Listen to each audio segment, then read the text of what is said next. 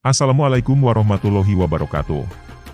Teman-teman beriman, selamat berjumpa kembali di kanal YouTube Jejak Teladan. Jejak Teladan kali ini merupakan salah satu bagian dari perjalanan hidup seorang Abu Bakar As-Siddiq, sebagai penghulu para sahabat Nabi Shallallahu Alaihi Wasallam. Bagaimana kisahnya? Mari kita simak di video ini. Sebelum masuk Islam, Abu Bakar dipanggil dengan sebutan Abdul Ka'bah. Ada cerita sangat menarik tentang nama ini. Ummu Khair, ibunda Abu Bakar telah beberapa kali melahirkan anak laki-laki, akan tetapi setiap melahirkan anak laki-lakinya, qadarullah selalu meninggal dunia. Sampai kemudian Ummu Khair bernazar akan menjadikan anak laki-lakinya yang hidup untuk mengabdi pada Ka'bah. Dan lahirlah Abu Bakar. Setelah Abu Bakar menginjak dewasa, ia diberi nama lain Atiq. Nama ini diambil dari nama lain Ka'bah, yaitu Baitul Atiq, yang memiliki arti rumah purba. Setelah masuk Islam, Rasulullah Shallallahu Alaihi Wasallam memanggilnya Abdullah. Nama Abu Bakar sendiri disematkan sebagai pelopor dalam Islam. Bakar artinya awal atau dini.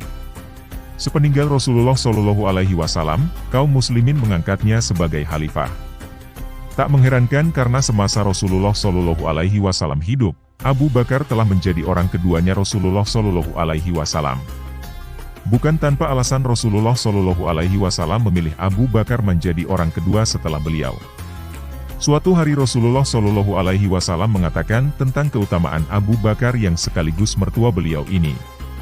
Tidak ada seorang pun yang pernah aku ajak masuk Islam tanpa tersendat-sendat, tanpa ragu, dan berhati-hati kecuali Abu Bakar.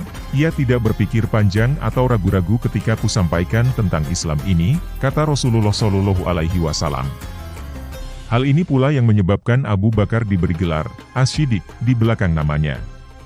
Abu Bakar selalu membenarkan perkataan dan perbuatan Rasulullah Shallallahu Alaihi Wasallam tanpa ada keraguan sedikit pun dalam hatinya. Pada saat Rasulullah Shallallahu Alaihi Wasallam menyampaikan peristiwa Isra dan Mi'raj, Abu Bakar adalah orang yang pertama percaya dan yakin dengan apa yang disampaikan Rasulullah Shallallahu Alaihi Wasallam, tanpa ada kebimbangan dalam benaknya. Abu Bakar hanya sebentar memegang kendali pemerintahan Islam setelah Rasulullah Shallallahu Alaihi Wasallam. Pada suatu hari, Abu Bakar berniat untuk mandi sedangkan suhu udara saat itu sangatlah dingin. Suhu tubuh Abu Bakar tiba-tiba memanas, dan panasnya semakin tinggi. Karena merasa ajalnya sudah dekat, Abu Bakar ingin menetapkan pengganti dirinya sebagai khalifah. Kemudian Abu Bakar memanggil Abdurrahman bin Auf untuk datang menghadapnya serta bertanya tentang pribadi Umar bin Khattab, yang akan menjadi pengganti dirinya. Abdurrahman bin Auf menjawab, "Ya setuju, Umar bin Khattab lebih tepat, tapi ia terlalu keras. Ia keras karena melihatku lunak, kalau ia menjadi khalifah nanti sebagai penggantiku ia akan lunak," ujar Abu Bakar. Setelah itu, Abu Bakar memanggil beberapa sahabat lainnya dari kalangan Ansor maupun Muhajirin, untuk diminta pendapatnya tentang Umar bin Khattab, yang akan dijadikan khalifah sebagai pengganti dirinya. Dan semua sahabat setuju untuk mengangkat Umar bin Khattab sebagai khalifah pengganti Abu Bakar. Setelah para sahabat bubar, Abu Bakar meminta Utsman bin Affan untuk menuliskan apa yang akan ia katakan. Tuliskan, Bismillahirrohmanirrohim, inilah janji yang diminta Abu Bakar kepada umat Islam. Tiba-tiba Abu Bakar pingsan, namun Utsman bin Affan melanjutkan tulisannya, sesungguhnya aku mengangkat Umar bin Khattab sebagai penggantiku atas kalian dan aku tidak mengabaikan kebaikan untuk kalian. Kemudian Abu Bakar sadar kembali dan meminta Utsman membaca yang telah ia tulis. Mendengar yang ditulis Utsman, Abu Bakar bertakbir, Allahu Akbar, Anda mengkhawatirkan aku tadi akan meninggal ya, sehingga khawatir umat akan berselisih apabila tidak ada nama yang tertulis, tanya Abu Bakar. Dan Utsman pun mengiyakan pertanyaan Abu Bakar itu. Panas Abu Bakar kian meningkat, dan pada hari Senin tanggal 22 Jumadil Akhir, tahun 13 Hijriah, pada akhirnya Abu Bakar berpulang ke rahmatullah. Pada detik-detik akhir hidupnya, Abu Bakar sempat menuliskan sebuah wasiat yang diabadikan dalam sejarah Islam. Berikut ini, kurang lebih isi wasiat Abu Bakar dalam terjemahan bahasa Indonesia. Bismillahirrohmanirrohim, inilah wasiat Abu Bakar bin Abu Quhafah pada akhir hayat meninggalkan dunia ini, untuk memasuki akhirat dan tinggal di sana. Di tempat ini orang kafir akan percaya, orang durjana akan yakin, dan orang yang berdusta akan membenarkan. Aku menunjuk penggantiku yang akan memimpin kalian adalah Umar bin Khattab. Patuhi dan taati dia.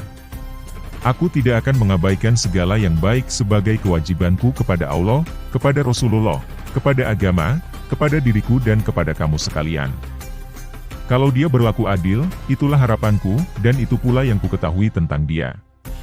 Tetapi kalau dia berubah, maka setiap orang akan mendapatkan hasil dari perbuatannya sendiri. Yang kuhendaki ialah yang terbaik dan aku tidak mengetahui segala yang gaib. Dan orang yang zalim akan mengetahui ke tempat mana mereka akan kembali. Begitulah surat wasiat yang sempat dituliskan oleh Utsman bin Affan sebelum Abu Bakar berpulang ke rahmatullah. Wallahu a'lam bishawab. Semoga Allah Subhanahu wa Ta'ala menempatkan Abu Bakar As-Siddiq pada tempat yang terbaik di sisinya. Amin. Teman-teman beriman, sekian jejak teladan kali ini, semoga dapat diambil hikmah dan pelajaran serta dapat kita amalkan juga dalam mengisi kehidupan di dunia ini. Mohon untuk like, jika menyukai video ini, dan sebarkan video ini ke seluruh keluarga, sahabat serta teman-teman lainnya agar menjadi amal soleh untuk bekal nanti. Dan jangan lupa, untuk subscribe kanal YouTube ini. Terima kasih dan sampai jumpa lagi di video jejak teladan lainnya. Assalamualaikum warahmatullahi wabarakatuh.